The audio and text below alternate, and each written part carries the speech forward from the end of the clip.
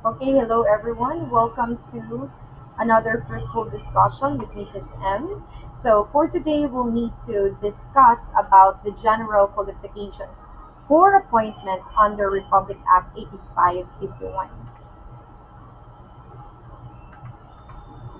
So as you can see, Section 14 amended Section 30 of Republic Act 6975.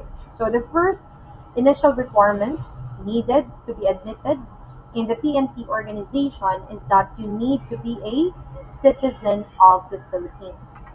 Pero ang pangutana, who are considered as a natural-born Filipinos? Remember na ang gipangayo by the law itself, 8551, is that you need to be a natural-born Filipino, not naturalized. So let us first discuss unsa na natural-born Filipino. A natural-born Filipino are citizens of the Philippines from birth without having to perform any act to acquire or perfect their Philippine citizenship. It only means that a natural-born Filipino is that you do have the so-called Filipino birthright. Why? Because your parents are both Filipinos and you were born here in the Philippines.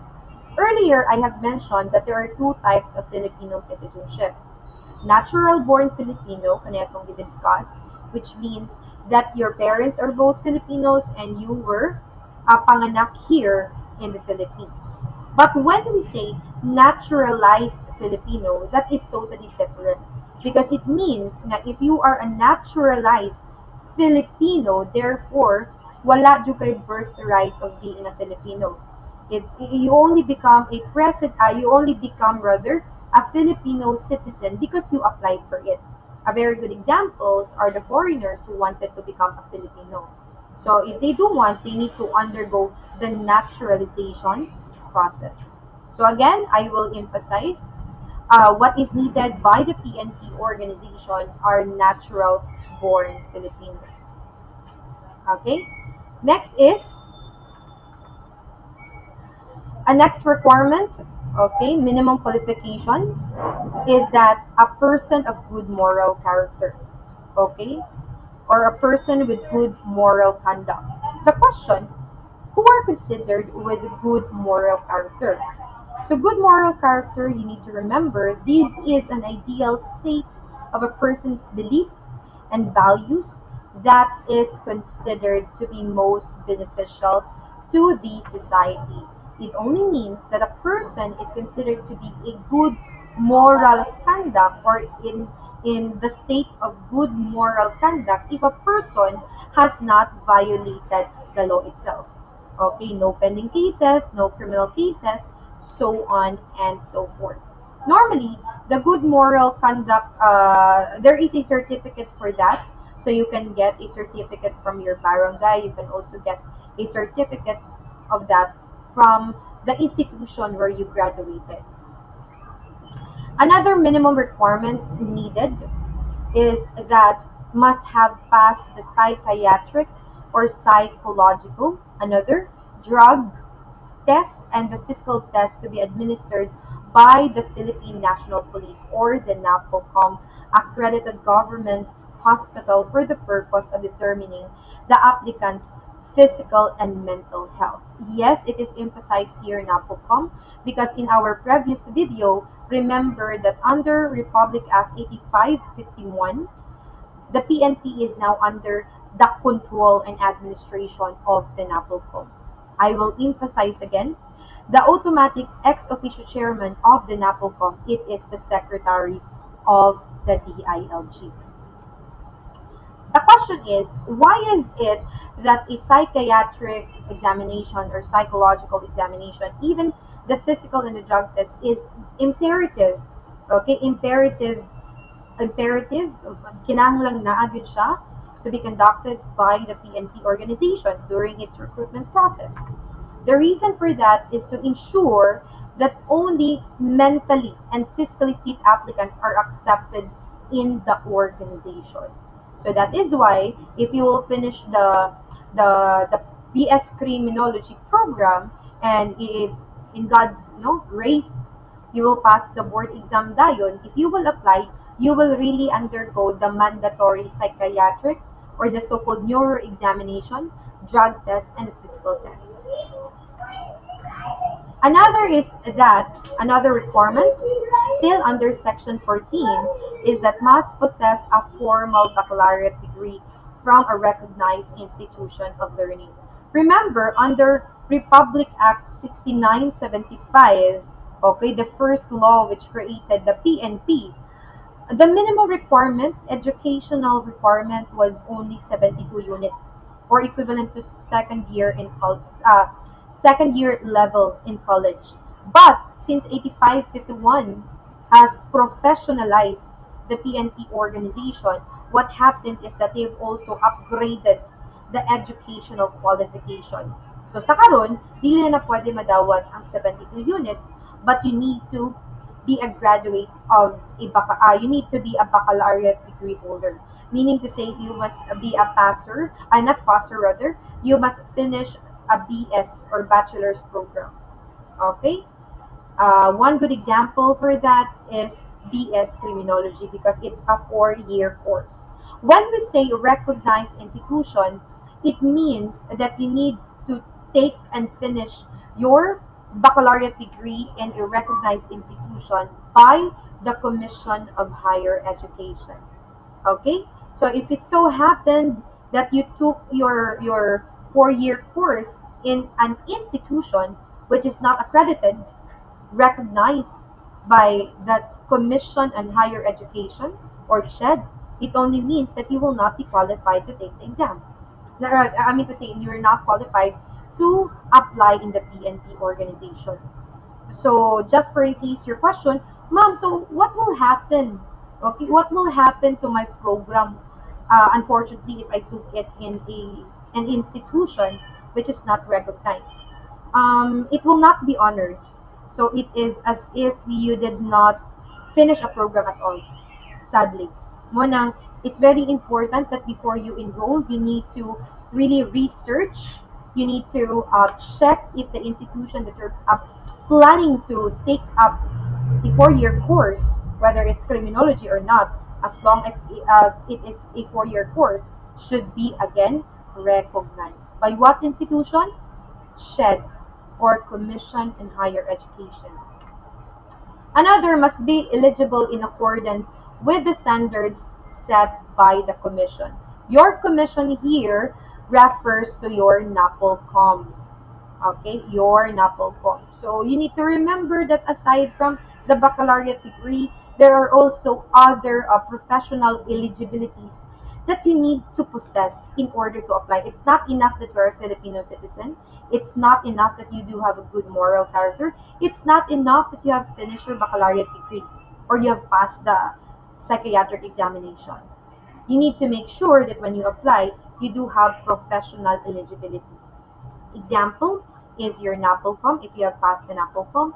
If you are a passer of the criminology licensure examination, bar passer, lead passer, or you are a registered nurse. Okay? Another thing is that must not have been dishonorably discharged from the military employment or dismissed caused from any civilian position in the government. That is correct. Actually, it's not only the army, even in other law enforcement agency. Uh, if you really want to become part of the PNP, you need to resign properly in your present organization. Because if you are dishonorably discharged, then you do not have any chance to be admitted in the PNP organization. Same as if you are if you do not belong to the AFP or other law enforcement organization, but you do have a civilian position in the government, but you were dishonorably discharged. Probably you were facing a criminal charges or civil charges, so it will be a ground for your disqualification.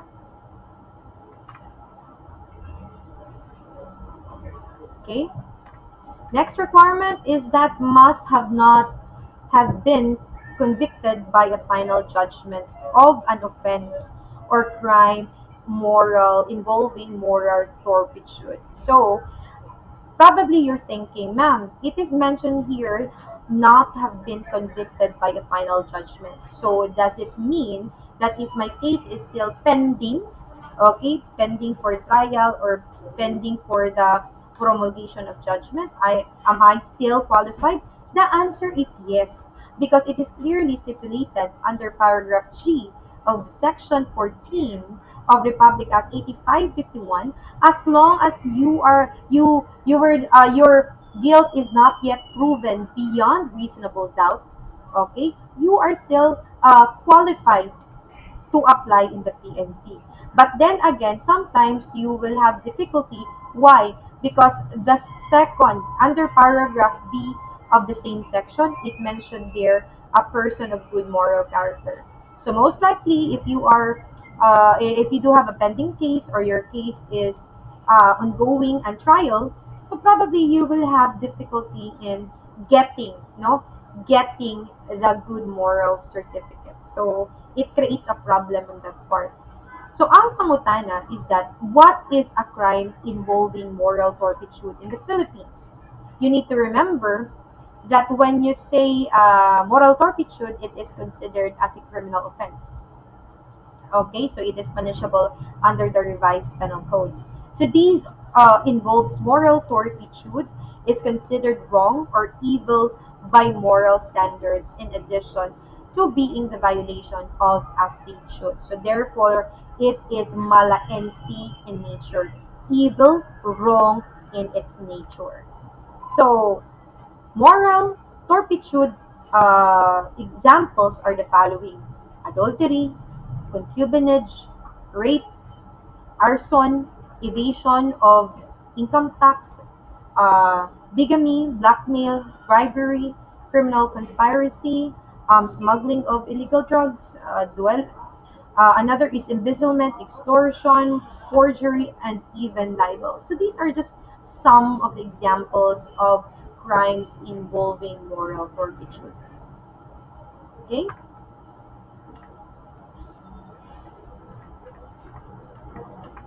Okay, next.